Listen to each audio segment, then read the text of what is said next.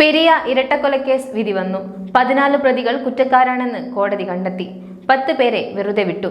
പെരിയ ഇരട്ടക്കൊലക്കേസ് വാദം കേട്ട കൊച്ചിയിലെ CBI കോടതി ജഡ്ജ് N ശേഷാദ്രിനാഥനാണ് വിധി പ്രഖ്യാപിച്ചത്. പെരിയ ഇരട്ടക്കൊലക്കേസിൽ 1 മുതൽ 8 വരെ പ്രതികളടക്കം 14 പേരെ കോടതി കുറ്റക്കാരായി കണ്ടെത്തി. 10 പ്രതികളെ കോടതി വെറുതെ വിട്ടു. 1 മുതൽ 8 വരെ പ്രതികൾക്കെതിരെ കൊലപാതക കുറ്റം തെളിഞ്ഞു. പുതുമ മുൻ MLA KV കുഞ്ഞിരാമനും കുറ്റക്കാരനാണെന്ന് CBI കോടതി വിധിയിൽ വ്യക്തമാക്കി.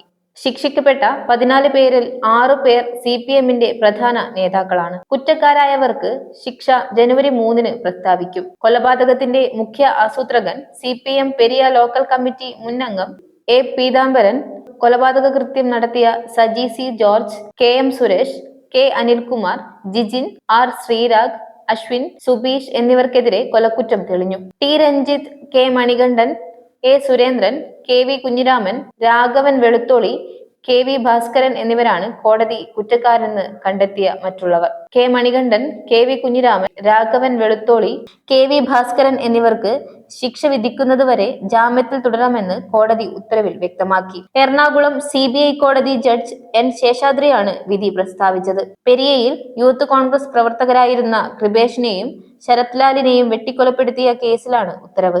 കൊലപാതകം, ഗൂഢാലോചന, തെളിവ് നശിപ്പിക്കൽ തുടങ്ങിയ വിവിധ കുറ്റങ്ങളാണ് 1 മുതൽ 24 വരെയുള്ള പ്രതികൾക്കെതിരെ ചുമത്തിയത്. 2019 ഫെബ്രുവരി 17-നാണ് കൃപേഷിനെയും ശരത് ലാലിനെയും 8 അംഗ സംഘം വെട്ടിക്കൊലപ്പെടുത്തിയത്.